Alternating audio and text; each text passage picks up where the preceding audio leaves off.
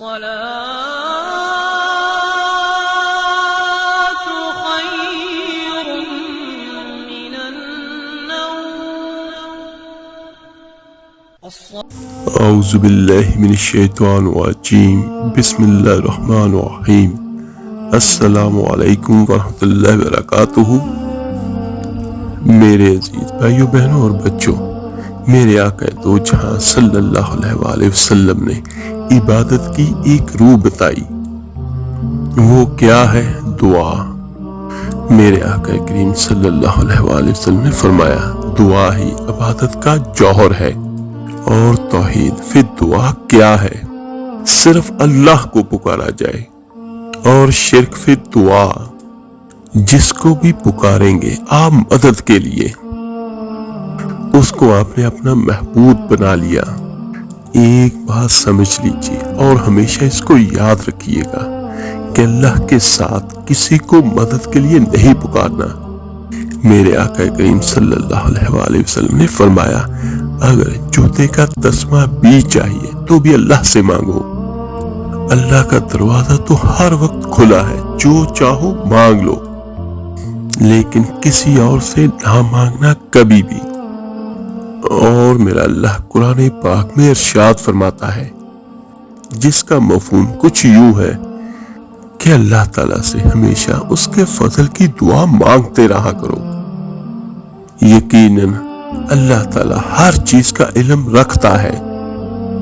اور ایک بات یاد رکھیے گا میرے عزیز بھائیوں، بہت سارے لوگ یہ کمنٹس میں پوچھتے ہیں کہ ہم نے دعا کی لیکن دعا قبول نہیں ہوتی. لیکن ایک بات یاد رکھیے گا، انسان دعا بھی کرے، اللہ سے مانگے بھی، اور اس کے ساتھ گناہ والے کام بھی سر انجام کرتا رہے. اس کی ایک مثال یہ ہے کہ آپ کسی کا دل توڑ کر آپ اللہ سے دعا کرتے ہو کہ میرے دل کو اللہ جوڑ دے، یا آپ کسی کے لیے برا کرتے ہو تو آپ اللہ سے اپنے لیے اچھے کی امید رکھتے ہو. تو یہ غلط ہے. ہمارے اعمال، ہمارے گناہ وہ چیزیں ہیں جو ہماری دعا کو اللہ کی بارگاہ میں قبول نہیں ہونے دیتی. تھوڑا سا ہم اپنے آپ پہ غور کریں کہ ہم پورے 24 گھنٹوں میں ایسے کون سے اعمال کرتے ہیں جو اللہ کو ناپسند ہے. تو ان سے ہم کنارہ کشی کریں اور اللہ سے توبہ کریں. اس کے بعد پھر دیکھیں کہ اللہ تعالیٰ کس طرح ہماری دعا کو قبول شرفیت بخشتا ہے. تو میرے عزیزوں، اللہ سے جب بھی مانگو تو اس سے پہلے کوشش کرو کہ اپنے گناہوں کی معافی بھی مانگ لیں اور اللہ کی بارگاہ میں توبہ استغفار کریں. میرے آقا کریم صلی اللہ علیہ وآلہ وسلم کا ایک فرمان ہے جس کا مفہوم کچھ یوں ہے کہ اللہ تعالیٰ ہر شخص کی دعا کا جواب دیتا ہے جب تک کہ وہ جلد باز نہ ہو. تو صحابہ کرام نے پوچھا، یا رسول اللہ صلی اللہ علیہ وآلہ وسلم، جلد بازی سے کیا مراد ہے؟ کہ اس کا مطلب یہ ہے کہ دعا کو آرام سے پڑھنے کی بجائے جلدی سے پڑھا جائے؟ تو میرے آقا کریم نے فرمایا، نہیں، جلد باز وہ ہے جو اللہ سے دعا کرے اور اسے جواب نظر نہ آئے اور وہ سوچ لے کہ اللہ اس کی دعا کا جواب نہیں دے گا اور پھر دعا مانگنا بند کر دے. اور میرے آقا کریم صلی اللہ علیہ وآلہ وسلم نے فرمایا، اللہ اس کی دعا کا جواب دے گا مگر وہ دعا سے بد دل نہ ہو اور مایوس نہ ہو اور نا امید نہ ہو.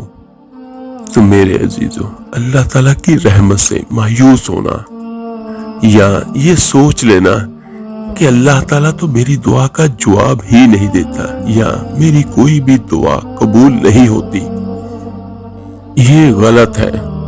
یہ بھی وہ چیزیں ہیں جو ہماری دعا کی قبولیت میں رکاوٹ پیدا کرتی ہیں. تو میرے عزیزوں، جب بھی اللہ تعالیٰ سے دعا مانگے تو مانگتے رہیں تو اللہ پاک ضرور عطا فرمائے گا.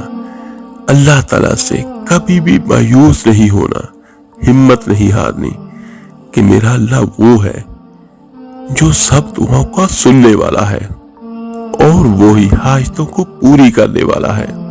قرآن مجید میں میرا اللہ فرماتا ہے جس کا مفہوم کچھ یوں ہے: اے پیغمبر، جب تم سے میرے بندے میرے بارے میں دریافت کریں تو کہہ دو میں تو تمہارے پاس ہوں، اور جب کوئی پکارنے والا مجھے پکارتا ہے تو میں اس کی دعا کو قبول کرتا ہوں۔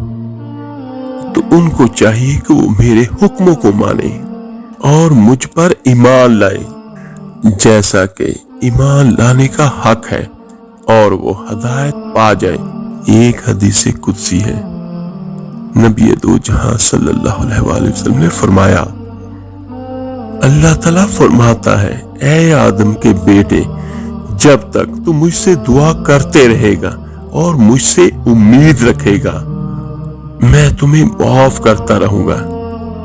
اے ابن آدم، مجھے اس امر کی کوئی پرواہ نہیں کہ اگر تمہارے گناہ آسمان کی بلندیوں تک بھی پہنچ جائے تو پھر بھی مجھ سے بخشش کو طلب کرو اور میں تمہیں بخش دوں گا، اور مجھے اس کی کوئی پرواہ بھی نہیں۔ سبحان اللہ۔ میرے عزیز بھائیوں، اگر کوئی اللہ کا ایک بندہ یا بندی اتنے گناہ کرے کہ وہ زمین سے لے کر آسمان کو بھر دے، پوری دنیا کو بھر دے، لیکن اس اللہ کے بندے یا بندی کے دامن میں شرک کا داغ نہ ہو، اور وہ صرف اللہ سے ایک بار کہے: اے میرے اللہ میری توبہ، تو اللہ تعالیٰ اس کے سارے گناہوں کو معاف کر دیتا ہے۔ سبحان اللہ۔ تو میرے عزیز بھائیوں، بہنوں اور بچوں، ہم چلتے ہیں اپنے آج کے عمل کی طرف۔ ایک روایت میں ہے کہ حضرت ام سلمہ رضی اللہ تعالی عنہا یہ آقا کریم صلی اللہ علیہ وآلہ وسلم کی خدمت میں حاضر تھی اور عرض کرتی ہے: یا رسول اللہ صلی اللہ علیہ وآلہ وسلم، مجھے ایسے کلمات سکھا دیجئے جن کی وجہ سے میں اللہ سے دعا مانگا کروں۔ تو یہ سن کے میرے آقا کریم صلی اللہ علیہ وآلہ وسلم نے ارشاد فرمایا: 10 بار تم کہا کرو سبحان اللہ، اور 10 مرتبہ الحمدللہ، اور 10 مرتبہ اللہ اکبر، اور پھر اللہ سے اپنی ضرورت کا سوال کرو۔ تو اللہ تعالیٰ جواب میں ارشاد فرماتے ہیں: میں نے تمہارا کام کر دیا۔ یعنی جو بندہ یا اللہ کی بندی اللہ سے جو چاہیے ہو، جو حاجت ہو، یہ پڑھ کے اللہ سے دعا کرے تو انشاءاللہ تعالیٰ اس کی دعا ضرور قبول ہوتی ہے۔ اور یہ عمل بہت ہی خاص ہے اور بہت ہی چھوٹا سا عمل ہے۔ یہ ہر مرد و عورت، ہر بچی بچہ آسانی کے ساتھ پڑھ سکتا ہے۔